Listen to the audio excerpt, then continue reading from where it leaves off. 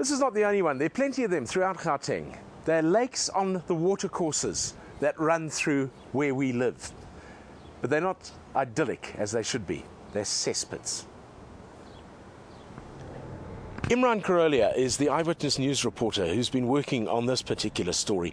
Imraan, if I look around here, the thing that strikes me is that you've got birds walking on water, which is not normal. It indicates that there's something very wrong here. Having worked on the story, what are the things that have affected you? Well, I can tell you with Bruma Lake itself, it's 1.8 meters deep. You are only dealing with a few millimeters of actual water. Everything underneath is sludge. It is a man-made lake, so therefore it does not have the normal natural systems that an ordinary lake would have. So you are dealing with a problem that, believe it or not, does not start in Bruma Lake, but actually starts at the Joburg CBD. How is council coping with this problem? Are they coping with it? It is a massive challenge for council. There is a major rehabilitation program set for the Bruma Lake itself, but this has been taking a number of years to put together and a number of years to implement. The short-term program that the city of Joburg has implemented for this rainy season is just a physical cleanup of the surface litter.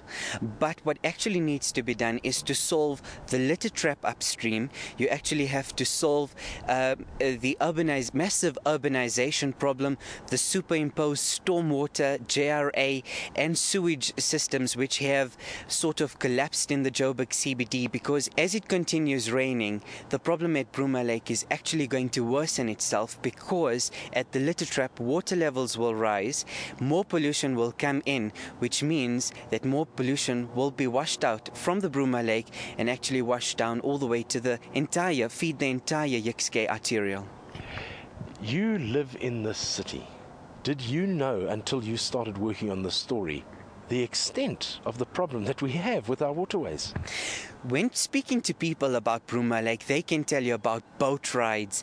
They could come here on weekends and actually enjoy the lake itself.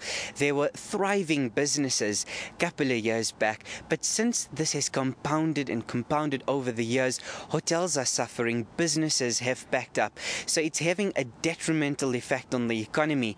So the Bruma Lake itself, it's now turned into this very smelly place, as you can smell. So people walking past will just hold their noses, and people working in the area are really calling on the city and government to do something about this lake. It's just one of the topics that has attracted the attention of Lead SA. Go to leadsa.co.za for more.